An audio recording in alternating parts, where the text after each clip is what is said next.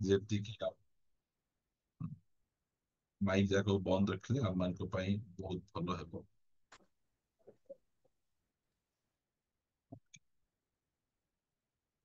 ତାର ଭାଇ ସମସ୍ତେ ନିଜର ମାଇକ୍ ଟାକୁ ମ୍ୟୁଟ କରିଦିଅନ୍ତୁ, ପ୍ରଚାର କଲାବେଳେ ଯେ ପ୍ରକାର ଡିଷ୍ଟର୍ବ ନହେବ।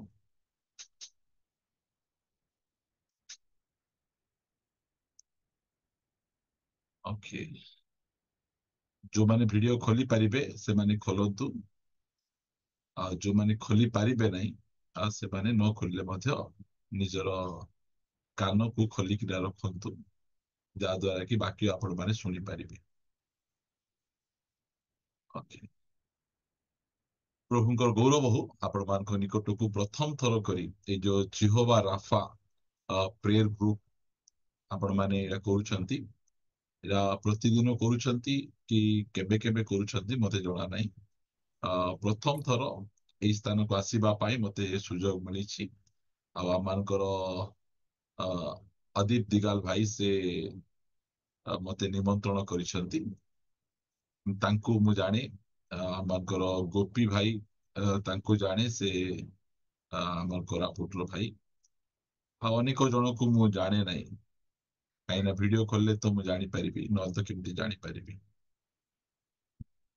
ହଁ, ଠିକ ଯେତେବେଳେ ମିଟିଂ ଷ୍ଟାର୍ଟ ହେଇଯିବ ସେ ସମୟରେ ଆମେ ସମସ୍ତେ ଭିଡିଓ ଖୋଲି, ଆରାଧନା କରିବା ଲୋକ ଭିଡିଓ ଖୋଲିବାର ଅଛି, ପ୍ରାର୍ଥନା କରିବା ଲୋକ ଭିଡିଓ ଖୋଲିବାର ଅଛି। କେବଳ ମେସେଜ ଦେଲା ବେଳେ ହିଁ ଖୋଲିବା ସେଇଟା ନାହିଁ। ଆମେ ଗୋଟେ ଡିସିପ୍ଲିନ ରଖି ଆମେ ଭିଡିଓ ଖୋଲିକିନା ବସିଲେ ଆମମାନଙ୍କୁ ବହୁତ ଭଲ। କାହିଁକିନା କାମ ଚଳାଉ ସେବା କାର୍ଯ୍ୟ ଯଦି ଆମେ କରିବା ତାହେଲେ ସେଇଟା ଭଲ ନାହିଁ। ଆମମାନେ ପୁରା ହୃଦୟ ସହିତ ଆମେ ସେବା କାର୍ଯ୍ୟ ଆମେ କରିବାର ଅଛି, କାରଣ ଏସବୁର ହିସାବ ପ୍ରଭୁ ମାଗିବେ ନା ଆମକୁ। କେମିତି କରୁଥିଲ, କଣ କରୁଥିଲ, ଯାହା ବି ହଉ ନା କାହିଁକି ନିଜର ମାଇକ୍ ଗୁଡିକକୁ ଆପଣ ମାନେ ବନ୍ଦ ରଖିବେ। ଆଉ ମୁଁ ବହୁତ ସମୟ ପ୍ରଚାର କରିବା ପାଇଁ ନେବି ନାହିଁ, ଅଳ୍ପ ସମୟ, ମତେ ଯୋଉ ସମୟ ଦିଆଯାଇଛି ମୁଁ 8ଟା ସମୟରେ ମୋ ପ୍ରଚାରଟାକୁ ମୁଁ ସାରିଦେବି। କିଏ ରେଫରେନ୍ସ ପଢିବେ ନା ମୁଁ ନିଜେ ନିଜେ ପଢିବି, ନା କିଏ ପଢିବା ଲୋକ ଅଛନ୍ତି ନା ମୁଁ ନିଜେ ପଢିବି? ଅଛନ୍ତି ସାର୍ ଅଛନ୍ତି। ଅଛନ୍ତି ନାଇଁ, ହଉ, ବହୁତ ଭଲ କଥା। ଓକେ, ପ୍ରଭୁଙ୍କର ଗୌରବ ହଉ। ଆମମାନଙ୍କର ଏହି ମେ ମାସର ପ୍ରଥମ ତାରିଖରେ ଆମେ ଆସି ପହଞ୍ଚିଛୁ। ଆଉ ମୁଁ ଯୋଉ ସ୍ଥାନରେ ରହୁଛି ଆମ ଘର ପାଖରେ ଲାଗିକିନା ଗୋଟେ ରାମ ମନ୍ଦିର ଅଛି। ଆଉ ସେ ରାମ ମନ୍ଦିରର ପ୍ରାଣ ପ୍ରତିଷ୍ଠା କାର୍ଯ୍ୟକ୍ରମ ଚାଲିଛି। ବହୁତ ଜୋରରେ ମାଇକ୍ ବଜାନ୍ତି ଆଉ ବାଣ ଫୁଟାନ୍ତି, କାରଣ ଏବେ ଗୋଟେ ସେଇ ପ୍ରକାର ଭାବରେ ନୂଆରେ ମନ୍ଦିରଟା ତିଆରି ହେଇଛି, ତ ସେଇ ପ୍ରକାର ସାଉଟ ବି ହଉଛି। ଆଉ ଏଇ ପ୍ରକାର ପରିସ୍ଥିତିରେ ଆମେ ଅଛୁ। କୌଣସି ପ୍ରକାର ଡିଷ୍ଟର୍ବାନ୍ସ ବିନା ଆମେ ପ୍ରଭୁଙ୍କର ବାକ୍ୟ ଆମେ ଶୁଣିବା ପାଇଁ ଯିବା। ଆମେ ପ୍ରଭୁଙ୍କର ଗୌରବ ହଉ। ଯୋଉ ସମୟରେ କରୋନା ଭାଇରସ ଆସିଲା, କରୋନା ଭାଇରସ ଆସିବା ପରେ ଏଇ ଜୁମ୍ ଅନଲାଇନ ସେବା କାର୍ଯ୍ୟଟା ଆମମାନଙ୍କର ପ୍ରାରମ୍ଭ ହେଲା। ପ୍ରତି ଜଣ, ପ୍ରତି ମଣ୍ଡଳୀର ଗୋଟିଏ ଗୋଟିଏ ଜୁମ୍ ଗୁଡିକ ସେମାନେ କରିଛନ୍ତି। ଆମ ମଣ୍ଡଳୀର ମଧ୍ୟ ଜୁମ୍ ରହିଛି। ଆମମାନେ ସନ୍ଧ୍ୟା ସମୟରେ ଆମେ ଜୁମ୍ ରେ କାମ କରୁ, ଆଉ ସକାଳ ସମୟରେ ମଧ୍ୟ ଆମମାନଙ୍କ ଜୁମ୍ ରେ ସୋମବାର ଠାରୁ ଶନିବାର ପର୍ଯ୍ୟନ୍ତ ପ୍ରଭୁଙ୍କ ଦାସ ନିରଞ୍ଜନ ତୁରୁକ ଆମମାନଙ୍କର ଜୁମ୍ କୁ ଆସନ୍ତି। ସକାଳ 7 ଘଣ୍ଟାରୁ 8 ଘଣ୍ଟା ପର୍ଯ୍ୟନ୍ତ କରୁ, ଆଉ ସନ୍ଧ୍ୟାରେ ସନ୍ଧ୍ୟା 7 ଘଣ୍ଟା ଅଧେ ଠାରୁ ଆମମାନଙ୍କର 8 ଘଣ୍ଟା ଅଧେ ପର୍ଯ୍ୟନ୍ତ ଆମମାନଙ୍କର ସେବା କାର୍ଯ୍ୟ ଚାଲେ। ପ୍ରତିଦିନ ବହୁତ ସୁନ୍ଦର ଭାବରେ ଆମ ସେବା କାର୍ଯ୍ୟ ଚାଲିଛି। ଆଉ ପ୍ରଭୁ ଆମମାନଙ୍କୁ ଆଶୀର୍ବାଦ କରିଛନ୍ତି, ଚର୍ଚ୍ଚକୁ ବଢଉଛନ୍ତି, ସେବା କାର୍ଯ୍ୟ ବଢିଛି। ଆଉ ଏଇ ସବୁ ପ୍ରୟାସ ଗୁଡିକ ଜୁମ୍ ଗୋଟେ ତିଆରି କରିବା, ଆଉ କିଛି ଭାଇ ଭଉଣୀକୁ ଆମେ ଡାକିବା, ଆଉ ସେମାନଙ୍କୁ ପ୍ରଭୁଙ୍କର ବାକ୍ୟ ଆମେ ଶୁଣେଇବା, ଏଇଟା ବହୁତ ସୁନ୍ଦର ପ୍ରୟାସଟା ଅଟେ। ଆଉ ଏଇ ପ୍ରକାର ଭାବରେ ପ୍ରଭୁ ତାଙ୍କର ବାକ୍ୟକୁ, ତାଙ୍କ ରାଜ୍ୟକୁ ଦିନ ପ୍ରତିଦିନ ବଢଉଛନ୍ତି। ସେଥିପାଇଁ ମୁଁ ପ୍ରଭୁଙ୍କୁ ଧନ୍ୟବାଦ ଦଉଛି। ଅନେକ ଜୁମ୍ ଗୁଡିକ ଯାଇଛି, ସେଟା ମତେ ଜୁମ୍ ପରି ଲାଗେ ନାହିଁ, ଝୁମ୍ ପରି ଲାଗେ। ସେମାନେ ଭିଡିଓ ଗୁଡିକକୁ ଅଫ୍ କରିକିନା ସେମାନେ ସେମାନଙ୍କର ଝୁମ୍ ଚାଲିଥିବ। ଆଉ ସେଇ ପ୍ରକାର ଆମେ ନ କରୁ, ଆମେ ସିରିୟସ ର ସହିତ ଆମେ ପ୍ରଭୁଙ୍କର ସେବା କାର୍ଯ୍ୟ ଯଦି କରିବା ତାହେଲେ ଆମେ ଆଶୀର୍ବାଦ ପାଇବା। ଆମେ ପ୍ରଭୁଙ୍କର ଗୌରବ, ଆମେ ପଦ ପଢିବା। ଆମେ ମୋ ସହିତ ଆପଣ ମାନେ ପଢିବେ ରୋମିଓ ପୁସ୍ତକ 8 ଅଧ୍ୟାୟ।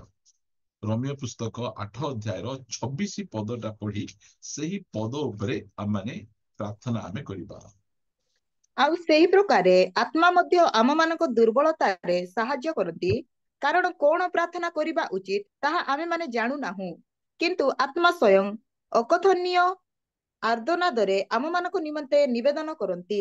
ଆମେନ୍। Okay, thank you God bless you. ବହୁତ ସୁନ୍ଦର ପଢୁଛନ୍ତି। ଏଇ ସ୍ଥାନରେ ପାଉଲ ସେ ରୋମିଓ ମଣ୍ଡଳୀକୁ ଲେଖୁଛନ୍ତି ଯେ ଆଉ ଏହି ପ୍ରକାର ଆତ୍ମା ମଧ୍ୟ ଆମ୍ଭମାନଙ୍କ ଦୁର୍ବଳତାରେ ସାହାଯ୍ୟ କରନ୍ତି। ପବିତ୍ର ଆତ୍ମା ଆମର ଦୁର୍ବଳତାରେ ଆମକୁ ସାହାଯ୍ୟ କରନ୍ତି, କାରଣ କଣ ପ୍ରାର୍ଥନା କରିବା ଉଚିତ ତାହା ଆମ୍ଭେମାନେ ଜାଣୁନାହୁଁ। ଆମ ପ୍ରାର୍ଥନା କରିବାକୁ ଆମେ ଜାଣୁ।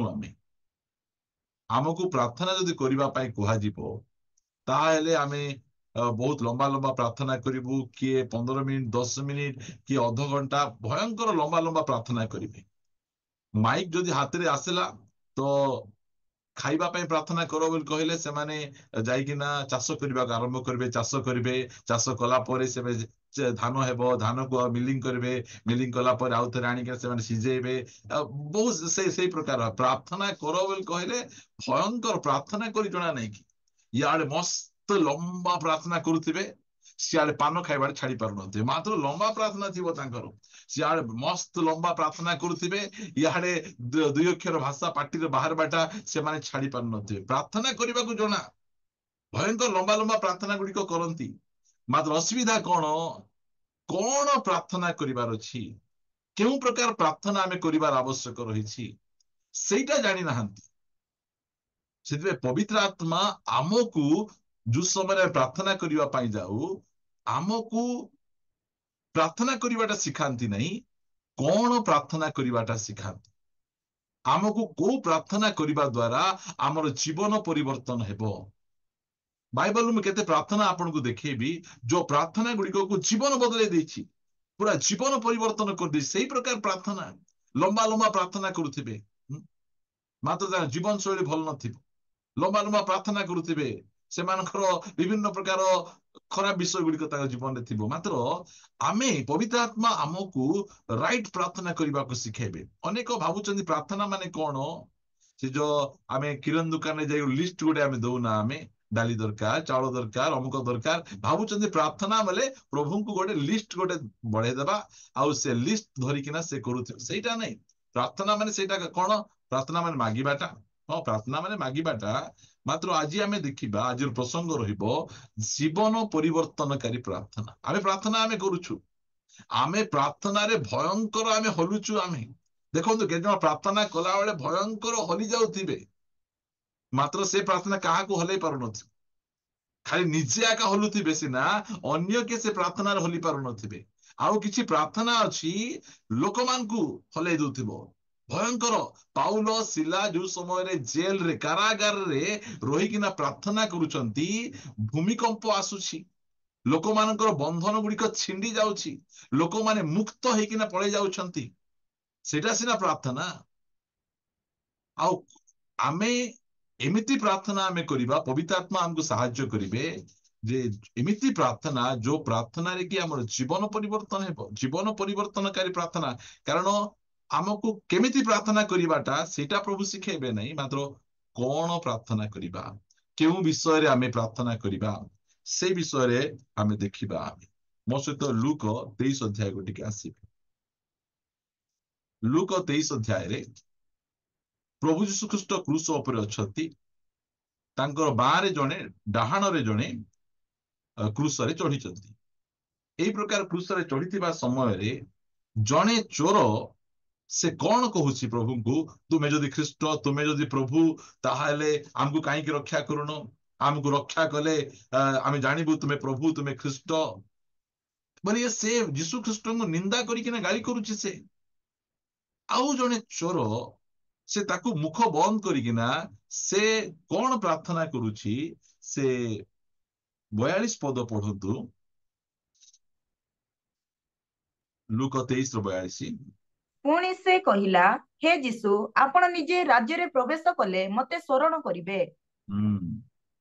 ତାଙ୍କ ପ୍ରାର୍ଥନା ଦେଖ, ଗୋଟେ ଲାଇନ ପ୍ରାର୍ଥନା। ଏଇ ଯୋଉ ଅଲଗା ଚୋରଟା ସେ ପ୍ରାର୍ଥନା କରୁଛି, ଲମ୍ବା ପ୍ରାର୍ଥନା କରୁଛି। 39 ପଢନ୍ତୁ।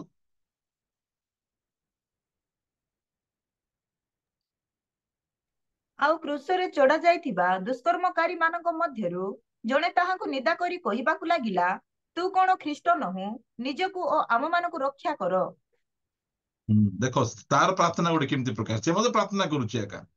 ସେ କହୁଛି ତୁମେ ତ ଖ୍ରୀଷ୍ଟ, ତୁମେ ତ ପ୍ରଭୁ। ତାହେଲେ ସେ ନିନ୍ଦା କରୁଛି, ପ୍ରାର୍ଥନାରେ ମଧ୍ୟ ସେ ନିନ୍ଦା କରୁଛି।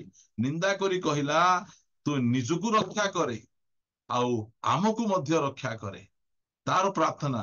ମାତ୍ର ଏଇ ଯୋଉ ବ୍ୟକ୍ତି ଆଉ ଗୋଟେ ଚୋର, ସେ ପ୍ରାର୍ଥନା କରୁଛି, ପ୍ରଭୁ ମୁଁ ଜାଣେ ତୁମେ ପ୍ରଭୁ, ତୁମେ ଖ୍ରୀଷ୍ଟ, ଦୟାକରି ମତେ ରକ୍ଷା କର, ମତେ ଉଦ୍ଧାର କର। ମୁଁ କୌଣସି ପ୍ରକାର ଭୁଲ କରି ନାହିଁ, ମତେ ବେକାର ବେକାର କ୍ରୁଶରେ ଚଢେଇଛନ୍ତି। ଏଇ ପ୍ରକାର ପ୍ରାର୍ଥନା କରୁନାହାନ୍ତି। ସେ ଯୀଶୁ ଖ୍ରୀଷ୍ଟଙ୍କୁ ଦେଖିଲା ପରେ ଜାଣି ଦଉଛନ୍ତି ଯେ ନିହାତି ଏ ପରମେଶ୍ୱର। ଅନେକ ଜଣ କ୍ରୁଶରେ ଚଢେଇଛନ୍ତି, ଆଉ କ୍ରୁଶରେ ଚଢାଯିବା ସମୟରେ ହାତରେ କଣ୍ଟା ମାରିଲା ବେଳେ ଲୋକ ଗାଳି ଦେଇଛନ୍ତି, ଆଉ ଯୋଉ ସମୟରେ ଛେପ ପକେଇଲା ବେଳେ ଲୋକ ଗାଳି ଦେଇଛନ୍ତି। ମାତ୍ର ଯୀଶୁ ଖ୍ରୀଷ୍ଟ କାହାକୁ ଗାଳି ଦଉନାହାନ୍ତି।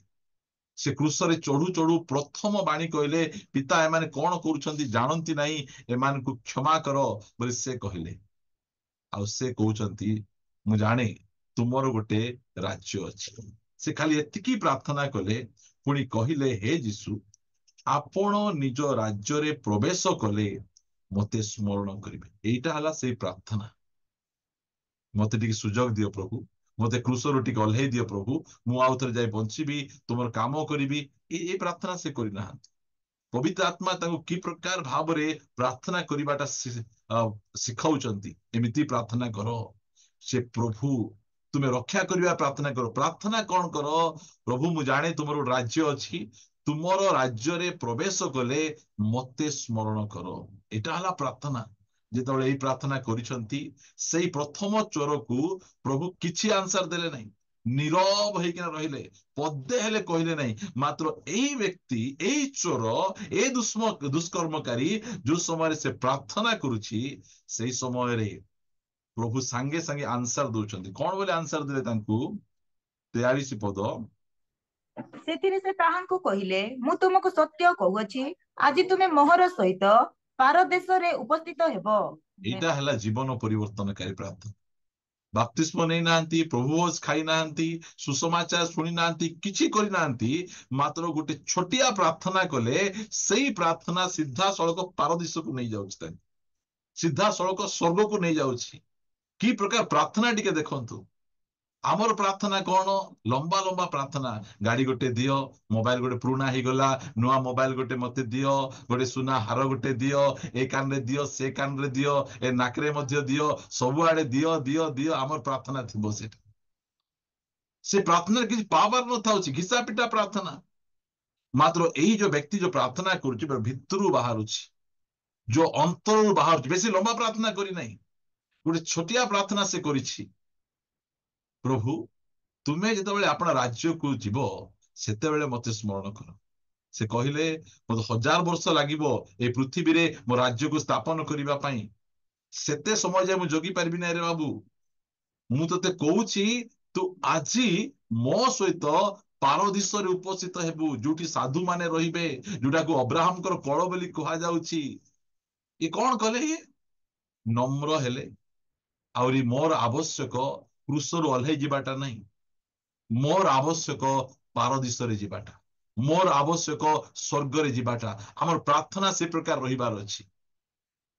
କ୍ରୁଶ ଉପରେ ଝୁଲୁଥିବା ଚୋରକୁ ବୁଦ୍ଧି ଅଛି, ଜ୍ଞାନ ଅଛି, କୋଉ ପ୍ରକାର ପ୍ରାର୍ଥନା କରିବାକୁ ପଡିବ।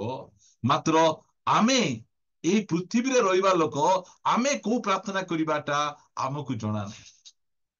ସେଇଟା ହେଲା ଦୁଃଖର ବିଷୟ। ସେଥିପାଇଁ ପବିତ୍ର ଆତ୍ମା ଆମକୁ କଣ ପ୍ରାର୍ଥନା କରିବାକୁ ହେବ ସେଟା ଆମକୁ ଜଣେଇବେ। ଆମ ଜୀବନରେ ବହୁତ ପ୍ରକାର ବିଷୟ ଗୁଡିକ, ଖରାପ ବିଷୟ ଗୁଡିକ ଥିବ। ଆମେ କହିବା, ପ୍ରଭୁ ମୁଁ ବହୁତ କ୍ରୋଧୀଟା, ମୁଁ ବହୁତ ମିଛ କଥା କହୁଛି, ମୋର ଆଖିଟା ସବୁବେଳେ ଖରାପ ଭିଡିଓ ଦେଖିବା ପାଇଁ ବହୁତ ଇଚ୍ଛା କରୁଛି। ପ୍ରଭୁ ମତେ ଚକ୍ଷୁର ଅଭିଳାଷ ଠାରୁ ଉଦ୍ଧାର କର। ପ୍ରଭୁ ମତେ ମିଛ କହିବାର ଉଦ୍ଧାର କର। ମୁଁ ଟିକେ ଟିକେ ରାଗି ଯାଉଛି, ମତେ କ୍ରୋଧରୁ ଉଦ୍ଧାର କର।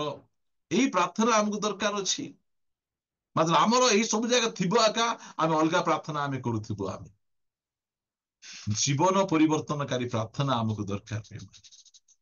जो प्रार्थना आमको सीधा सड़क स्वर्ग को नहीं जीव पारदीश को नहीं जीव यही चोरर प्रार्थना से केबे चर्च जाइथिला केबे को सभा समिति के अटेंड करिथिला कि नहीं मते जणा नहीं मात्र की प्रार्थना करुछि एटा को कहा जाए जीवन परिवर्तन कारी प्रार्थना से प्रथम चोर परी प्रार्थना करी नहीं से कही नहीं मते क्रूसर ओल्हेई दियो मु बंचिबा पाई चाहूची मोर परिवार पाखु जीवा पाई चाहूची से कहले सीधा कहला मु आउ सीटा चाहू नहीं मते एबे गोटे काम मते कर प्रिय माने दुनिया रे लोक माने आमको गाड़ी दे पारिबे आमको सुना दे पारिबे आमर शारीरिक आवश्यक सब जोगई पारिबे मात्र स्वर्ग केवल प्रभु जीशु ख्रीष्ट ही दे पारिबे प्रभु जीशु ख्रीष्ट छड़ा स्वर्ग अन्य के दे पारिबे नहीं मात्र आमे स्वर्गर प्रार्थना आमे करूना हुआ आमे ए जागतिक विषय को कांगाली यही विषय प्रार्थना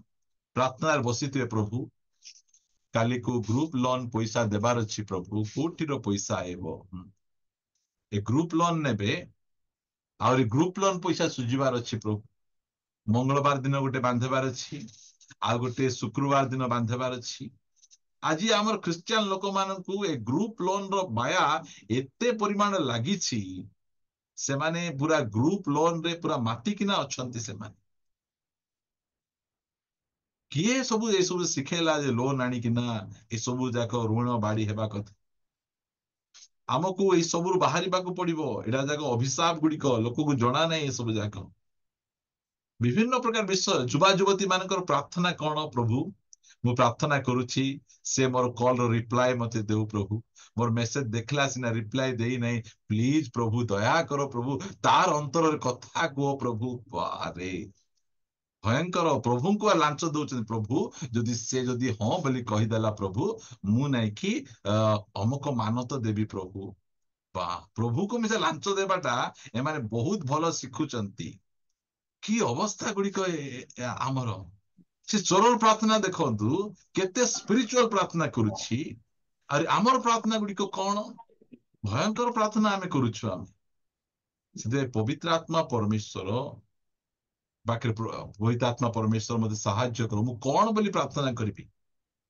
आमर प्रार्थना गुडी को प्रभु कहउचंती तोर बकर बकर बंद कर लोकंकर प्रार्थना नहीं बकर बकर बकर बकर बकर दिने जणे को प्रार्थना करबा को माइक देले माइक देबारु से तो स्टार्ट कला प्रभु आदि पुस्तक 1 अध्याय 5 पद लिखाई प्रभु यात्रा पुस्तक 3 अध्याय 4 पद लिखाई प्रभु माथ्यू 5:5 लिखा जाइछि से सेमितिया करूछि ता पछे जणा पड़ला पास्टर आगे आंकु मंडली रे वाक्य कहबा पय सुजोग देउ नांती सेति पय आंकु माइक मिलबारु प्रार्थना नगरी प्रचार करबाटा से एबे स्टार्ट कर दिचंती आ भयंकर बेले बेले आमे प्रभु एटा प्रभु सेटा प्रभु प्रभु कहबे बाइबल तुई लेखिनु रे बाबू बाइबल मुइया का लेखिची कौन दरकार मते सीता को एटी इटा लेखाइची सिटी सिटा ले मते बुझेबा को तो चेष्टा करना तते कौन दरकार सेटा को आमे प्रभु को बुझे देबु बेले बेले केतना हमरो जुबा पुओ माने अछंती से माने को हिंदू जीव भल पाई दोथिबे आ प्रभु को फुसरेबा को जिबे प्रभु दया करो प्रभु से बपतिस्मा नेबा को चाहूची प्रभु से परिवर्तन हेबो प्रभु से बाइबल लिखा है अंधकार सहित आलोकर की संपर्क अविश्वासी सहित विश्वासी की संपर्क एटा लिखा जाउछि आमे वाक्यर बाहर मध्य बेले बेले आमे प्रार्थना आमे करि देबु आमे आ भाबिबु जे हेई जीवो सेंति हुए नहीं परमेश्वर वाक्य बाहर प्रार्थना सुनंती नहीं ए चोरर प्रार्थना टिके देखंतु बेसी प्रार्थना करि नहीं लंबा प्रार्थना करे गोटे लाइन एबे से मरि जीवो आमे कौन मरिबा पूर्व बिरियानी टिके मिलले खाई थांती मते ना कि चिकेन दम बिरियानी बहुत पसंद देव मते टिके सेटा प्रार्थना करिवे कि सेटा हमको को विषय हमको प्रार्थना करिवार अछि पवित्र आत्मा जेते बेले पवित्र आत्मा को द्वारा परिचालित हो प्रार्थना करिवो लाइफ चेंज पदे प्रार्थना ताको सीधा सड़क स्वर्ग को नहीं जाउछि पारदीश को नहीं जाउछि आमर प्रार्थना सेंति रहिबार अछि प्रिय माने आमर जीवन परिवर्तनकारी प्रार्थना हम एते प्रार्थना करूछु ଆମେ ବଦଳୁନୁ, ଆମର ପରିବର୍ତ୍ତନ କିଛି ହେଉନାହିଁ। ଏତିକି ମନେ ରଖନ୍ତୁ, ଯୋଉ ପ୍ରାର୍ଥନା ମତେ ବଦଳାଉ ନାହିଁ ସେ କାହାକୁ ବଦଳାଇ ପାରିବ ନାହିଁ, କାହାକୁ ବଦଳାଇ ପାରିବ ନାହିଁ। ଏ ଚୋର ପ୍ରାର୍ଥନାକୁ ମନେ ରଖିବେ। ଏଇ ଚୋର କି ପ୍ରାର୍ଥନା କଲା, ପ୍ରଭୁ ଖୁସି ହେଇଗଲେ ଆଉ ସାଙ୍ଗେ ସାଙ୍ଗେ ଆନ୍ସର ଦଉଛନ୍ତି, ଆଜି ଏହି ସମୟରେ ତୁମେ ମୋ ସହିତ ପାରଦୀସକୁ ଯିବ। ପାରଦୀସ ଅବ୍ରାହମଙ୍କର କୋଳ, ଯୋଉଠିକି ଲାଜାର ଯାଇକିନା ସାନ୍ତ୍ୱନା ପାଉଛି, ସେଇ ପ୍ରକାର ସ୍ଥାନ ଯୋଉଟା କି ଧାର୍ମିକ ମାନଙ୍କର ଆବାସ ସ୍ଥଳକୁ ଏ ବ୍ୟକ୍ତିଙ୍କୁ ପ୍ରଭୁ ନେଇକିନା ଯାଉଛନ୍ତି।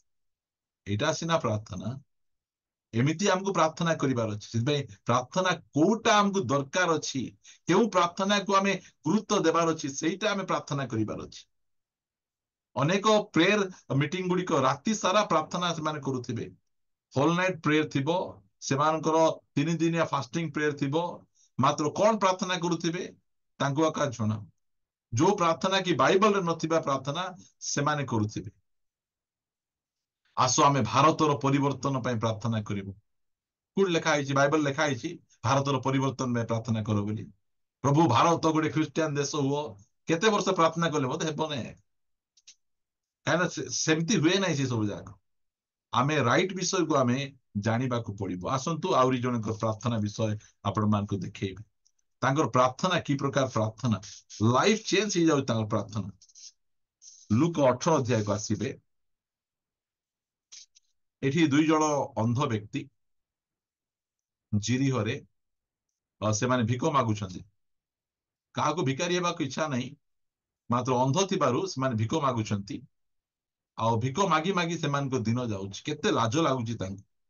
ହାତ ଗୋଡ ଠିକ ଅଛି, ଖାଲି ଆଖି ଆକା ଭଲ ନାହିଁ ବୋଲି ସେମାନେ ଅନ୍ଧ ମାଗୁଛନ୍ତି। ରାସ୍ତାରେ ଠିଆ ହେଇକିନା ଦେ ଦେ ଦେ ଦେ ଦେ ଦେ ମାଗୁଛନ୍ତି। ଏଇ ପ୍ରକାର ଅବସ୍ଥାରେ ସେଇ ବାଟ ଦେଇ ଯୀଶୁ ଖ୍ରୀଷ୍ଟ ଯାଉଛନ୍ତି। ଯୀଶୁ ଖ୍ରୀଷ୍ଟ ସେଇ ବାଟ ଦେଇ ଯେତେବେଳେ ଯାଉଛନ୍ତି, ଲୋକ ଗହଳି ହେଇଗଲା, ଭୟଙ୍କର ଗହଳି ହେଇଗଲା, ସାଉଣ୍ଡ ଶୁଭାଗଲା। ସେତେବେଳେ ଅନ୍ଧ ବ୍ୟକ୍ତି ପଚାରୁଛନ୍ତି, କିଏ ଯାଉଛନ୍ତି ଇଆଡେ, କିଏ ଏ ରାସ୍ତାରେ ଯାଉଛନ୍ତି? ସେତେବେଳେ 36 ପଦରୁ ପଢନ୍ତୁ, 36 ରୁ 35 ରୁ ପଢି ଦିଅନ୍ତୁ, 35 ରୁ। ସେ ଜିରିହର ନିକଟବର୍ତ୍ତୀ ହେଉଥିବା ସମୟରେ ଜଣେ ଅନ୍ଧ ପଥ ପାର୍ଶ୍ୱରେ ବସି ଭିକ୍ଷା କରୁଥିଲା। ସେ ଲୋକ ସମୂହର ଗମନର ଶବ୍ଦ ଶୁଣି କଥା କଣ ବୋଲି ପଚାରିବାକୁ ଲାଗିଲା। ସେମାନେ ତାହାକୁ କହିଲେ, ନାଜରିତୀୟ ଯୀଶୁ ଏହି ବାଟ ଦେଇ ଯାଉଅଛନ୍ତି। କି ସେ ଶୁଣିଦେଲା ସେ ହେଲା, ନାଜରିତ ଯୀଶୁ ଖ୍ରୀଷ୍ଟ ଏଇ ବାଟ ଦେଇକିନା ଯାଉଅଛନ୍ତି। ଏଇଟା ସେ ଶୁଣିଦେଲା। ସେ ଯେତେବେଳେ ସେ ଶୁଣି ଦଉଛି, ସେ କଣ ଚିତ୍କାର କରୁଛି ହେଲା। ଏ ଯୋଉ ଜିରିହ ହଉଛି ଗୋଟେ ଅଭିଶପ୍ତ ଜାଗା। ଏଇ ଜିରିହକୁ ଅଭିଶାପ ଦିଆଯାଇଛି। Joshua 6 ଅଧ୍ୟାୟରେ ଏଇ ଜିରିହକୁ ଅଭିଶାପ ଦିଆଯାଇଛି। ଏଠି କେହି ମଧ୍ୟ ଭଲ ପଡିପାରିବେ ନାହିଁ। ସମସ୍ତଙ୍କ ଦରିଦ୍ର ଅବସ୍ଥା ହିଁ ଥିବ, ସମସ୍ତେ ପାପରେ ଜୀବନ ଯାପନ କଲା ପରି ଥିବେ। ସେମିତି ଗୋଟେ ଅଭିଶପ୍ତ ଜାଗାରେ ରହୁଛି। ଆଉ ସେ ଯେତେବେଳେ ଶୁଣି ଦଉଛି ଯେ ଏଇ ରାସ୍ତା ଦେଇକିନା ନାଜରିତ ଯୀଶୁଖ୍ରୀଷ୍ଟ ଯାଉଛନ୍ତି, ସେତେବେଳେ ସେ ଚିତ୍କାର କରୁଛି। 38 ପଢିବା। ସେଥିରେ ସେ ଉଚ୍ଚ ସ୍ୱରରେ କହିଲା, ହେ ଯୀଶୁ ଦାଉଦ ସନ୍ତାନ, ମତେ ଦୟା କରନ୍ତୁ। ତାଙ୍କର ମାତ୍ର ଦେଖ, ଆଗରେ ସେ ଲୋକମାନେ କହୁଛନ୍ତି ନାଜରିତ ଯୀଶୁ ବୋଲି କହୁଛନ୍ତି, ମାତ୍ର ଅନ୍ଧ ହେଲେ ମଧ୍ୟ ଜାଣୁଛି ଏ କେବଳ ନାଜରିତ ଯୀଶୁ ନାହିଁ, ଇଏ ପ୍ରତିଜ୍ଞାତ ଯୀଶୁ। ବାଇବଲରେ ଆଙ୍କ ବିଷୟରେ ଯାହା ଲେଖା ଯାଇଛି, ଏ ଦାଉଦ ସନ୍ତାନ ଯୀଶୁ, ଇଏ ଖ୍ରୀଷ୍ଟ, ଏ ମସିହ ଇଏ ଅଟନ୍ତି। ଏଇଟା ସେ ନିଜର ମନ ମଧ୍ୟରେ, ହୃଦୟ ମଧ୍ୟରେ ସେ ଜାଣୁଛି। ଆଖି ସିନା ଅନ୍ଧ, ମାତ୍ର ହୃଦୟ ଅନ୍ଧ ନାହିଁ, ହୃଦୟ ଖୋଲା। ଆଙ୍କେ ପ୍ରଭୁ ଯୀଶୁ ଖ୍ରୀଷ୍ଟଙ୍କୁ ଜାଣି ପାରୁଛନ୍ତି। ସେ ରାସ୍ତା ଦେଇ ଗଲାବେଳେ କେହି ଆଙ୍କୁ ଚିତ୍କାର କରି ଡାକୁନାହାନ୍ତି, ସମସ୍ତେ ତାଙ୍କ ସହିତ ସେଲଫି ଉଠାଉଛନ୍ତି, ହାୟ ବାୟ କରୁଛନ୍ତି। ମାତ୍ର ଏଇ ବ୍ୟକ୍ତି ସେ ଚିତ୍କାର କରୁଛନ୍ତି। ଏଇ ବ୍ୟକ୍ତି ଚିତ୍କାର କରି ପ୍ରାର୍ଥନା କରୁଛନ୍ତି, ହେ ଦାଉଦ ସନ୍ତାନ ଯୀଶୁ ମତେ ଦୟା କର। ଯେତେବେଳେ ଏଇ ପ୍ରକାର ଚିତ୍କାର କରୁଥିବା ସମୟରେ କଣ ହଉଛି ପଢନ୍ତୁ। ମାତ୍ର ଆଗରେ ଯାଉଥିବା ଲୋକମାନେ ତାହାଙ୍କୁ ତୁନି ହେବା ପାଇଁ ଧମକ ଦେବାକୁ ଲାଗିଲେ। କିନ୍ତୁ ସେ ଆହୁରି ଅଧିକ ଉଚ୍ଚ ସ୍ୱରରେ କହିବାକୁ ଲାଗିଲା, ହେ ଦାଉଦ ସନ୍ତାନ, ମତେ ଦୟା କରନ୍ତୁ। ଯେତେବେଳେ ଏ ଚିତ୍କାର କରୁଛନ୍ତି, ସେତେବେଳେ ଲୋକମାନେ ଆଙ୍କୁ କହୁଛନ୍ତି, ଏଇ ପାଟି ବନ୍ଦ, तू भिकारी ହେଇକିନା କଣ ଯୀଶୁଙ୍କୁ ଡାକୁଛୁ ରେ? ତୁ ପାଟି ବନ୍ଦ କରିଥା। ତୋ ପାଖରେ ଯୀଶୁଙ୍କ ପାଇଁ ସମୟ ନାହିଁ। ତୁ କାହିଁକି ଯୀଶୁଙ୍କୁ ଡାକୁଛୁ? ତାଙ୍କୁ ଧମକାଇଲେ ମଧ୍ୟ ଯେତେ ଧମକାଇଲେ ସେତେ ଉଚ୍ଚ ସ୍ୱରରେ ପ୍ରାର୍ଥନା କରୁଛନ୍ତି। ଯେତେ ଧମକାଇଲେ ସେତେ ଉଚ୍ଚ ସ୍ୱରରେ ପ୍ରାର୍ଥନା କରୁଛନ୍ତି। କାହିଁକି? କାରଣ ଆର ପ୍ରାର୍ଥନା ଗୋଟେ କାମଚଳା ପ୍ରାର୍ଥନା ନାହିଁ। ଏଇ ଯୋଉ ଭିକାରୀଟା ସେ ଭଲ ଭାବରେ ଜାଣିଛି ମୋର ଅବସ୍ଥାକୁ ଯଦି କେହି ପରିବର୍ତ୍ତନ କରିପାରିବେ ସେ ଯୀଶୁ ଖ୍ରୀଷ୍ଟ। ଯୀଶୁ ଖ୍ରୀଷ୍ଟଙ୍କ ଛଡା ଅନ୍ୟ କେହି ମୋର ଅବସ୍ଥାକୁ ବଦଳାଇ ପାରିବେ ନାହିଁ। ମୋର ଅନ୍ଧ ଅବସ୍ଥାକୁ ଯଦି କିଏ ବଦଳାଇ ପାରିବେ ସେ ଯୀଶୁ ଖ୍ରୀଷ୍ଟ। ସେଥିପାଇଁ ଆମେ ଭାରତରେ ଆମେ ଖ୍ରୀଷ୍ଟିଆନ ଭାଇ ଭଉଣୀ ମାନେ ଆମକୁ ଯେତେ ନିନ୍ଦା ତାଡ଼ନା କଲେ ମଧ୍ୟ ସେତେ ପ୍ରାର୍ଥନା କରୁଛୁ, ସେତେ ଚିତ୍କାର କରୁଛୁ। କାହିଁକି? ଯୀଶୁ ଖ୍ରୀଷ୍ଟ ଆମକୁ ବଦଳାଇଛନ୍ତି। ଯୀଶୁ ଖ୍ରୀଷ୍ଟ ଆମକୁ ପରିବର୍ତ୍ତନ କରିଛନ୍ତି। ଆଉ ଭାରତର ଅନ୍ୟ କୌଣସି ବ୍ୟକ୍ତି ଆମକୁ ପରିବର୍ତ୍ତନ କରିନାହାନ୍ତି। ସେଥିପାଇଁ ଏଇ ବ୍ୟକ୍ତି ଭଲ ଭାବରେ ଜାଣିଛନ୍ତି ଏଇଟା ମୋ ପାଇଁ ଗୋଟେ ସୁଯୋଗ। ଏବେ ଯଦି ମୁଁ ଚିତ୍କାର କରି ଯୀଶୁଙ୍କ ପାଖକୁ ଯିବି ନାହିଁ, ମୁଁ ଅନ୍ଧ ବ୍ୟକ୍ତି ଯୀଶୁଙ୍କ ପାଖକୁ ତ ଯାଇପାରିନଥାନ୍ତି, ମାତ୍ର ଯୀଶୁ ମୋ ପାଖକୁ ଆସିଛନ୍ତି। ଏଇଟା ମୋ ପାଇଁ ଗୋଟେ ସୁଯୋଗ ଅଛି। ମୁଁ ଚିତ୍କାର କରି ଯୀଶୁ ଖ୍ରୀଷ୍ଟଙ୍କୁ ଡାକିବି। ଆଉ ଲୋକ ଧମକାନ୍ତୁ, ଗାଳି କରନ୍ତୁ, କଣ ବିଦେଶୀ ଭଗବାନ ପଛରେ ଯାଉଛୁ, ତୁ ବିଦେଶୀ ଧର୍ମ ପଛରେ ଯାଉଛୁ, ଯାହା କହିଲେ ମଧ୍ୟ ଆମେ ଖାତିର କରିବୁ ନାହିଁ। କାରଣ ଆମକୁ ଜଣା ଆମର ସମସ୍ୟାର ସମାଧାନ ଯୀଶୁଙ୍କ ପାଖରେ ଅଛି। ସେଥିପାଇଁ ସେ ତୁନି ନ ରହି ଯେତେ ଧମକାଇଲେ ମଧ୍ୟ ସେ କଣ କରୁଛନ୍ତି? ଚିତ୍କାର କରୁଛନ୍ତି। ଯେତେବେଳେ ସେ ଚିତ୍କାର କରୁଛନ୍ତି କଣ ଲେଖା ଯାଉଛି 40 ପଦରେ? ସେଥିରେ ଯୀଶୁ ଠିଆ ହୋଇ ତାହାକୁ ଆପଣା ନିକଟକୁ ଆଣିବା ପାଇଁ ଆଜ୍ଞା ଦେଲେ। ପୁଣି ସେ ନିକଟରେ ଉପସ୍ଥିତ ହୁଅନ୍ତେ ସେ ତାହାକୁ ପଚାରିଲେ। ଓକେ, ଶୁଣନ୍ତୁ, ଆମେ ମଧ୍ୟ ଏମିତି ଡାକବାର ଅଛି। ଯୀଶୁ ଖ୍ରୀଷ୍ଟ ଠିଆ ହେଇଗଲା ପରେ ଆମେ ମଧ୍ୟ ଡାକିବାର ଶିଖିବାର ଅଛି। କାରଣ ଯୋଉ ଭିକାରୀଟା ଡାକୁଛି ଏ ମୁଖରୁ ଡାକୁନାହିଁ, ତାର ଯୋଉ ଡାକଟା ହୃଦୟ ଭିତରୁ ଆସୁଛି। ସେ ହାର୍ଟରୁ ସେ ଡାକୁଛି। ଯେତେବେଳେ ସେ ହୃଦୟରୁ ଡାକୁଛି ଯୀଶୁ ଖ୍ରୀଷ୍ଟ ଆଗକୁ ବଢିବା ପ୍ରଭୁ ସେଇ ସ୍ଥାନରେ ସେ ରହି ଯାଉଛନ୍ତି, ଆଗକୁ ସେ ଯାଇପାରୁନାହାନ୍ତି। କାରଣ ଆଙ୍କର ଡାକରେ ଏତେ ଶକ୍ତି ଅଛି, ଏତେ ସାମର୍ଥ୍ୟ ଅଛି, ଏତେ ପ୍ରକାର ବୋଝ ଅଛି। ଆଉ ଏଇ ପ୍ରକାର ବୋଝଗ୍ରସ୍ତ ହେଇ ଏ ବ୍ୟକ୍ତି ଡାକୁଛନ୍ତି, ମନରେ ଡାକୁନାହାନ୍ତି। ତାଙ୍କର ବକର ବକର ପ୍ରାର୍ଥନା କରୁନା, ଡାକି ଦଉଛି ତ ଡାକି ଦଉଛି। ଆମେ ଅନେକ ସମୟ ପ୍ରାର୍ଥନା କଲା ବେଳେ ଗୋଟେ କ୍ୟାଜୁଆଲ ପ୍ରାର୍ଥନା କରିଥାଉ, ଗୋଟେ ସାଧାରଣ ପ୍ରାର୍ଥନା କରିବାର ଅଛି ତ ବୋଲି କରିଦେଇଥାଉଛୁ, ମାତ୍ର ପ୍ରାର୍ଥନାର ବୋଝ ନଥାଉଛି। ଏହି ବ୍ୟକ୍ତିଙ୍କର ଜୀବନର ପ୍ରାର୍ଥନାର ଗୋଟେ ବୋଝ ଅଛି। ପୁରା ବୋଝର ସହିତ ସେ ଯୀଶୁ ଖ୍ରୀଷ୍ଟଙ୍କୁ ଡାକୁଛନ୍ତି। ଯୀଶୁ ଖ୍ରୀଷ୍ଟ ଠିଆ ହେଇଗଲେ, ଆଗକୁ ଯାଇପାରିଲେ। ଲୋକମାନେ ଧମକାଉଛନ୍ତି ମାତ୍ର ଯାଇପାରିଲେ। ଆଉ ସେ ତାଙ୍କୁ କହୁଛନ୍ତି, ସେ କଣ ବୋଲି କହୁଛନ୍ତି? ସେ ତାଙ୍କୁ ପଚାରିଲେ ଯେ କଣ ପଚାରୁଛନ୍ତି? ନିକଟରେ ଠିଆ ହେଲେ ସେ ତାକୁ ପଚାରିଲେ, କଣ ପଚାରିଲେ? 41 ପଦରେ, ମୁଁ ତୁମ ପାଇଁ କଣ କରିବି ବୋଲି ତୁମେ ଇଚ୍ଛା କରୁଅଛ? ସେ କହିଲା, ହେ ପ୍ରଭୁ, ମୁଁ ଯେପରି ଦୃଷ୍ଟି ପାଏ। ଦେଖନ୍ତୁ, ସେ ପ୍ରଭୁ ପଚାରୁଛନ୍ତି। ପ୍ରଭୁଙ୍କୁ ଜଣା ନାହିଁ କି ଏ ଜଣେ ଅନ୍ଧ ବ୍ୟକ୍ତି, ଆଉ ଅନ୍ଧ ହେଇଥିବାରୁ ଏ ଭିକ ମାଗୁଛି, ଆଉ ଆକୁ ମୁଁ ଆଖି ଫିଟେଇ ଦେବି, ସେଟା ସେ କହୁନାହାନ୍ତି। ସେ ପଚାରୁଛନ୍ତି, ବାବୁରେ ତୁ ମତେ ଡାକୁଛୁ ତ ଭଲ କରୁଛୁ, ଯେ ଗୋଟେ କଥା କହ, ମୁଁ ତୋ ପାଇଁ କଣ କରିବି? ଯଦି ସେ ବ୍ୟକ୍ତି କହିଦେଇଥାନ୍ତା, ନାଇଁ ପ୍ରଭୁ, ବହୁତ ଦିନ ହେଲା ଭିକ ମାଗୁଛି, ମୋର ଘର ଦ୍ୱାର ନାହିଁ, ଗୋଟେ 2 ତାଲା ବିଲ୍ଡିଂ ଗୋଟେ ମତେ ଦବ କି? ନାଇଁ ପ୍ରଭୁ, ମୁଁ ଭିକ ମାଗି ମାଗି ଚଳୁଛି, ମତେ ଯଦି ଗୋଟେ ଭଲ ଗାଡି ଗୋଟେ ଦବ, ମୁଁ ଭଡାରେ ଲଗେଇବି, 2 ପଇସା କମେଇବି, ସେ ସେଇଟା ମଧ୍ୟ କହୁନାହାନ୍ତି। ଯଦି ଘର ମାଗିଥାନ୍ତେ ତାଙ୍କର ସମସ୍ୟାର ସମାଧାନ ହେଇନଥାନ୍ତା, ଆହୁରି ତ ଭିକ ମାଗବାକୁ ଯାଇଥାନ୍ତେ। ଗାଡି ମାଗିଥାନ୍ତେ ସମସ୍ୟାର ସମାଧାନ ହେଇନଥାନ୍ତା। ମାତ୍ର ସେ କହୁଛନ୍ତି ମତେ ଘର ଦରକାର ନାହିଁ, ଗାଡି ଦରକାର ନାହିଁ, ମତେ ଚାକିରି ଦରକାର ନାହିଁ, ମୋର ସମସ୍ୟା, ମେନ୍ ସମସ୍ୟା ହେଲା ମୁଁ ଦେଖିପାରୁନାହିଁ। ଏଇଟା ସେ କହୁଛନ୍ତି, ମୋର ମେନ୍ ସମସ୍ୟା, ମୁଖ୍ୟ ସମସ୍ୟା ହେଲା ମୁଁ ଦେଖିପାରୁନାହିଁ। ସେଇଟା ସେ କଣ ପ୍ରାର୍ଥନା କରିବାଟା ତାଙ୍କୁ ଜଣା। ସେ ଅନାବନା ଜିନିଷ ସେ ମାଗୁନାହାନ୍ତି। ଆଜି ପ୍ରାର୍ଥନାରେ ଆମେ ଅନାବନା ଜିନିଷ ମାଗୁଛୁ, ଯୋଉ ଜିନିଷ ମାଗିବା ଦ୍ୱାରା ଆମର ଜୀବନ ପରିବର୍ତ୍ତନ ହେଇଯିବ। ସେ ଯେତେବେଳେ ସେ ମାଗୁଛି, ପ୍ରଭୁ ମୁଁ ଦେଖିପାରୁନାହିଁ, ମୁଁ ଅନ୍ଧଟା, ମୋର ଆଖିକୁ ଫିଟାଇ ଦିଅନ୍ତୁ ପ୍ରଭୁ, ମୋର ଆଖି ନଥିବାରୁ ଅନ୍ଧ ଥିବାରୁ ମୁଁ ଭିକ ମାଗୁଛି, ମୋର ହୀନସ୍ତା, ଲୋକମାନେ ମତେ ଗାଳି କରୁଛନ୍ତି, ମତେ ଗୋଟେ ରାସ୍ତା କଡ଼ରେ ବସିବାକୁ ପଡୁଛି, ମୋର ଏଇ ହୀନସ୍ତା ଅବସ୍ଥାକୁ ବଦଳାଇ କେବଳ ମୋର ଆଖି ଫିଟାଇ ଦେଲେ ହିଁ ମୁଁ ବଦଳି ପାରିବି। ପ୍ରିୟମାନେ, ଆମକୁ ଜୀବନ ପରିବର୍ତ୍ତନକାରୀ ପ୍ରାର୍ଥନା କରିବାକୁ ଜାଣିବାର ଅଛି। କେଉଁ ପ୍ରକାର ପ୍ରାର୍ଥନା ଆମର ଲାଇଫକୁ ଚେଞ୍ଜ କରିଦେବ ସେଇ ପ୍ରାର୍ଥନା କରିବା ଅଛି। ଆଜି ଆମର ପରମେଶ୍ୱର କହୁଛନ୍ତି ଆମ୍ଭ ନିକଟରେ ମାଗ, ସଂକଟ ଦିନରେ ଆମ୍ଭକୁ ଡାକ, ଆମ୍ଭେ ତୁମକୁ ଉଦ୍ଧାର କରିବା, ତୁମ୍ଭେ ଆମର ମହିମା ପ୍ରକାଶ କରିବ, ଏଇଟା ଆମକୁ କହୁଛନ୍ତି। ମାତ୍ର ଆଜି ଆମକୁ ପ୍ରାର୍ଥନା କରିବାକୁ ସମୟ ନାହିଁ। ଆମେ ଲୋକଙ୍କୁ ପ୍ରାର୍ଥନା ଅନୁରୋଧ ଦଉ। ଆମେ ବହୁତ ଜଣ ଅଛନ୍ତି, ଆଜ୍ଞା ମୋ ସହିତ ମୋ ପାଇଁ ଆଜ୍ଞା ଆପଣ ଉପବାସ କରି ଦୟାକରି ପ୍ରାର୍ଥନା କରୁଥିବେ ବୋଲେ ଆମକୁ ପ୍ରାର୍ଥନା ଅନୁରୋଧ ଦେବେ। ସେମାନେ ଚିକେନ ବିରିୟାନୀ ଖାଇକିନା ବୁଲୁଥିବେ, ଆମେ ପୁଣି ତାଙ୍କୁ ପାଇଁ ଉପବାସ କରି କାନ୍ଦି କାନ୍ଦି ପ୍ରାର୍ଥନା କରୁଥିବୁ। ସେମାନେ ଖାଇ ଖାଇ ବୁଲୁଥିବେ, ଆମେ ପେଟକୁ ଜିରେଇକିନା ପ୍ରଭୁ ସେ ଭାଇକୁ ଦୟା କର ବୋଲିକରି ପ୍ରଭୁ କହିବେ ତ ଲାଜ ଲାଗୁନାହିଁ? ସେ ଖାଇ ଖାଇ ବୁଲୁଛି, ତା ଠେକା ନେଇଛୁ ତୁଇ ପ୍ରାର୍ଥନା କରିବା ପାଇଁ? ଏମିତି ଲୋକମାନଙ୍କର ମନୋଭାବ। ନିଜେ ପ୍ରାର୍ଥନା କରିବେ ନାହିଁ, ଲୋକଙ୍କୁ ଲଦି ଦେଇଥିବେ ମୋ ପାଇଁ ଟିକେ ପ୍ରାର୍ଥନା କରିଦେ, ମୋ ପାଇଁ ପ୍ରାର୍ଥନା କରିଦେ। କେତେ ଜଣ ଅଛନ୍ତି ଯୋଉ ବକ୍ତାକୁ ଦେଖିଲେ ମଧ୍ୟ ମୁଣ୍ଡ ଦେଖେଇ ଦେବେ, ଆଜ୍ଞା ମୋ ମୁଣ୍ଡ ଉପରେ ହାତ ରଖି ପ୍ରାର୍ଥନା କର। ସେମିତି ଏଇ ମୁଣ୍ଡର ବାଳ ଝଡିଗଲାଣି ସିନା, କିଛି ପରିବର୍ତ୍ତନ ହେଉନାହିଁ, ପୁରା ଲଣ୍ଡା ହେଇଯାଉଛନ୍ତି। ଆମେ ନିଜେ ଆମେ ପ୍ରାର୍ଥନା କରିବାର ଅଛି ନା। ଏ ବ୍ୟକ୍ତି ସେ କଣ କରୁଛନ୍ତି? ନିଜେ ପ୍ରାର୍ଥନା କରୁଛନ୍ତି।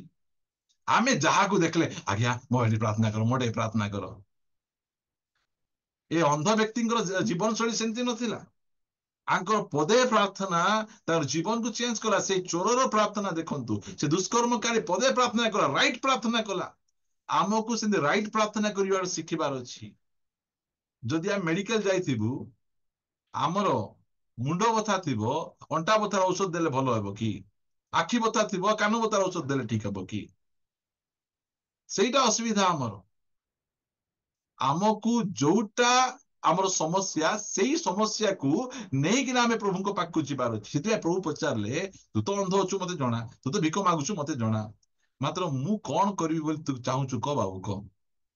ଦେଖ, ଅନ୍ଧ ହେଲେ ବି କେତେ ବୁଦ୍ଧି। ଆଖି ଥିବା ଲୋକମାନଙ୍କୁ ବୁଦ୍ଧି ନାହିଁ। ଆଖି ଥିବା ଲୋକଙ୍କୁ କିଛି ବୁଦ୍ଧି ନାହିଁ। ଜଣେ ଆସିକି ପ୍ରାର୍ଥନା ଅନୁରୋଧ ଦଉଛି, ଆଜ୍ଞା ମୋର ପୁଅ ନାଇକି ବହୁତ ବଡ ଫୁଟବଲ ପ୍ଲେୟର ହେଇଗଲାଣି, ଆଜ୍ଞା ଦୟାକରି ତମେ ପ୍ରାର୍ଥନା କର। ଆରେ ବଡ ତ ଫୁଟବଲ ପ୍ଲେୟର ହେଲାଣି, କଣ ବୋଲି ପ୍ରାର୍ଥନା କରିବୁ ଆମେ? ମା ଯାଇ କହିବାର ଅଛି, ଫୁଟବଲ ପ୍ଲେୟର ହେଲା ଆଜ୍ଞା, ଭଲ ଫୁଟବଲ ଖେଳୁଛି, ମାତ୍ର ପରିତ୍ରାଣ ପାଇନାହିଁ ଆଜ୍ଞା, ଦୟାକରି ଟିକେ ପରିତ୍ରାଣ ପାଇଁ ଟିକେ ପ୍ରାର୍ଥନା କରନ୍ତୁ ଆଜ୍ଞା। ସେଇଟା ନାହିଁ। ଗୋଟେ ବୁଢୀ ମା ଦିନେ ତାକୁ 70 ବର୍ଷ ହେଲାଣି, ସେ ଯାଇକିନା ପ୍ରାର୍ଥନା ଅନୁରୋଧ ଦଉଛି, ଆଜ୍ଞା ଦେଖିପାରୁନାହିଁ ଆଜ୍ଞା, ଦୟାକରି ଟିକେ ମୋ ପାଇଁ ପ୍ରାର୍ଥନା କର। ସେ ଭାବିଲେ ମା ଦେଖିଲା ପରେ କଣ କରିବ? ହଁ ଆଜ୍ଞା କଣ କରିବା, ଟିଭି ଭଲ ଦୁଶୁନାହିଁ ଆଜ୍ଞା, ଆଖି ଟିକେ ଭଲ ଦୁଶିଲେ ଟିଭି ହେଲେ ଦେଖିବି। 70 ବର୍ଷ ବୟସରେ ବାଇବଲ ଫାଇବଲ ପଢବ ବୋଲି ସେ ପ୍ରାର୍ଥନା କରିବା ବେଳେ ମତେ ଆଖି ଦୁଶିଲେ ଟିଭି ଦେଖିବି ବୋଲି କହୁଛି। ସେ କି ଅବସ୍ଥା ଆମର! ଆମେ କୋଉ ବିଷୟରେ ଆମେ ପ୍ରାର୍ଥନା କରିବୁ ସେଇଟା ମଧ୍ୟ ଆମକୁ ଜଣା ନାହିଁ। ଏଇ ବ୍ୟକ୍ତି କି ପ୍ରାର୍ଥନା ସେ କରୁଛନ୍ତି, ସେଥିପାଇଁ ସେ କହିଲେ 41 ପଦରେ, ମୁଁ ତୁମ ପାଇଁ କଣ କରିବି ବୋଲି ତୁମେ ଇଚ୍ଛା କରୁଛ? ସେ କହିଲେ, ହେ ପ୍ରଭୁ ମୁଁ ଯେ ପ୍ରକାର ଦୃଷ୍ଟି ପାଏ, ମୁଁ ଯେ ପ୍ରକାର ଦେଖିପାରେ ପ୍ରଭୁ, ସେଥିପାଇଁ ମତେ ଟିକେ ଦୟା କର। ଯୀଶୁଖ୍ରୀଷ୍ଟ କଣ କଲେ? ପଢନ୍ତୁ ତଳ ପଦଟା ଟିକେ। ଯୀଶୁ ତାହାଙ୍କୁ କହିଲେ, ଦୃଷ୍ଟି ପାଅ, ତୁମର ବିଶ୍ୱାସ ତୁମକୁ ସୁସ୍ଥ କରିଅଛି। କରିଅଛି 43 ପଢନ୍ତୁ। ସେଇ କ୍ଷଣି ସେ ଦୃଷ୍ଟି ପାଇ ଈଶ୍ୱରଙ୍କ ମହିମା କୀର୍ତ୍ତନ କରୁ କରୁ ତାହାଙ୍କ ପଛେ ପଛେ ଚାଲିବାକୁ ଲାଗିଲା, ଏବଂ ଲୋକ ସମସ୍ତେ ତାହା ଦେଖି ଈଶ୍ୱରଙ୍କ ପ୍ରଶଂସା କଲେ। ଆମେନ୍। ଦେଖ, ଆଗରେ ପଇସା କମଉଥିଲା, ମାତ୍ର ଯୀଶୁଙ୍କ ପଛରେ ଯାଇପାରୁନଥିଲା, ଅନ୍ଧ ଅବସ୍ଥାରେ ଥିଲା। ଏବେ ଜୀବନ ପରିବର୍ତ୍ତନ ହେଇଗଲା। ଏବେ ପଇସା ବି କମଉଛି, ଯୀଶୁଙ୍କ ପଛରେ ମଧ୍ୟ ଯାଉଛି। ଆମର ପରମେଶ୍ୱର ସେ ତାହା କରିପାରିବେ। ପ୍ରିୟମାନେ, ଆମର ପ୍ରାର୍ଥନା ଆମକୁ ବଦଳାଇ ଦବ।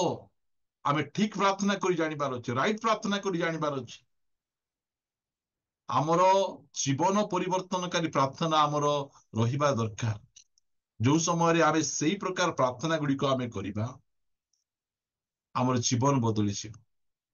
ଆଜି ଆମମାନଙ୍କର ଅନେକଙ୍କର ପ୍ରାର୍ଥନା, ପ୍ରଭୁ କହୁଛନ୍ତି ତୋର ବକର ବକର କେତେ ଶୁଣିବି, बकर बकर प्रार्थना को गोटे राइट पॉइंट रे प्रार्थना करूना मन इच्छा प्रार्थना केते कोटा आम निजर आवश्यक कौन अच्छी आम केउ विषय को आमको दरकार अच्छी सेटा तो मागिले हेबो ना आमको प्रभु आमको साहाय्य करंतु अनुग्रह करंतु मु केवल आपण मानकु दुईटा जीवन परिवर्तनकारी प्रार्थना विषय आपण मानकु कहू बाइबल रे एमती अनेक जीवन परिवर्तनकारी प्रार्थना गुड़िक अच्छी जो माने कि प्रभु निकट प्रार्थना कले आउ तांकर जीवनटा कंप्लीटली चेंज हो गला टोटली चेंज हो गला गोटे चोर सीधा सड़क स्वर्ग को पलाई जाउछि आउरी जड़े अंध तार भिकारी अवस्था परिवर्तन हो जाउछि आमर भिकारी अवस्था केबे परिवर्तन है आमे गोटे मांगतिया परिया सब बेले थाउछु हम जाको देखले दियो दियो दियो दियो हाँ आमर अवस्था के काको देला परि गोटे रहिबार अछि कि नै आ सब बेले मागबा अवस्था रे का थाउछु हम आमर प्रार्थना हमको बदलेइबो आमर प्रार्थना हमको चेंज करिवो लोक माने प्रार्थना कले सुस्थ होई जिवु मात्र लोक माने प्रार्थना कले परित्राण हमें पाई परिबोनी आमर प्रार्थना हमको उद्धार देव परित्राण देव प्रभु को मार्ग रे हमको चले कि ना आगु बढ़े नेबो प्रिय माने सेति पई पवित्र आत्मा आमर दुर्बलता रे हमको सहायता करिवे आउ हमको प्रार्थना करबा को जणा मात्र कोन प्रार्थना करबा को आवश्यक रहिछि राइट विषय रे पवित्र आत्मा हमको फोकस करे ए विषय प्रार्थना करे तो ए विषय दरकार अछि जिते बेले हमें सेही विषय हम प्रार्थना करिबा सेते बेले कंप्लीटली हमर लाइफ चेंज आसंतु पजे प्रार्थना करी हमें आज संदेश को रखिबा पिता हम तुमको धन्यवाद दोछि राजा हमें अनेक समय हमें प्रार्थना करि थाओ आ तुमे को से प्रार्थना गुडी को बकर बकर प्रार्थना से प्रार्थना रे कोन से आत्मीयता न थाए से प्रार्थना वाक्य अनुसार न थाए मात्र आजी तुम्हें आमान को प्रभु उपयुक्त प्रार्थना जीवन परिवर्तनकारी प्रार्थना विषय तुम्हें आज आमान को कथबार्ता हेलो आमे तुमर धन्यवाद दउछु प्रशंसा करूछु गौरव करूछु राजा प्रभु एही समय जब प्रार्थना करिबु आमे एलियों परि स्वर्गरु निया आसिला पर प्रार्थना करि परिबु पाउलों परि प्रार्थना करिबु भूमिकंप आसीबो लोक माने मुक्त होइछिबो प्रथम शताब्दी प्रभु प्रार्थना करिबु स्वर्गदूत आसी पितर को कारागार रे मुक्त कला परि आमे प्रार्थना करि परिबु प्रभु दया करी सहायता कर आमे आंठेले प्रभु शैतान सिंहासन टळमळ हेबो आमे आंठेले हमर परिवार रो परिस्थिति बदली छिबो प्रभु एहा तुमे जानिछो प्रभु सेति पय मु प्रार्थना करूछि प्रभु हमर प्रार्थना जीवन को सजाड़ो आमे उपयुक्त प्रार्थना गुडी को करि परिबु दया करी तुमे अनुग्रह करबो हाँ प्रभु ए जिहोवा राफा ए जूम रे जति की भाई भौणी माने बसिचंती जॉइन करूछंती समस्त को तुम चरंतळ दउछि प्रत्येक को आशीर्वाद करो प्रत्येक को जत्न नियो पवित्र आत्मा शक्ति रे तुमे भरपूर करो मागिबा भाबिबा ठारू तुमे अधिक प्रदान करो प्रभु जूम को जो माने पेमेंट करूछंती जो माने लीड करूछंती आ प्रभु जो माने ए स्थान को आसी वाक्य प्रदान करूछंती समस्त उपयुक्त भाव रे सेवा देबे आ प्रभु ए जूम द्वारा अनेक लोक परित्राण उद्धार मार्ग रे दिन प्रतिदिन आगो को बढ़ी पारिबे अनुग्रह प्रदान कर मते मते सुजोग देलो तुम पवित्र वाक्य वितरण करिबा पई सकल गौरव महिमा तुमको देई प्रार्थना प्रिय प्रभु यीशु का नाम रे मागु अछि आमीन आमीन। ओके थैंक यू भाई praise the Lord God bless you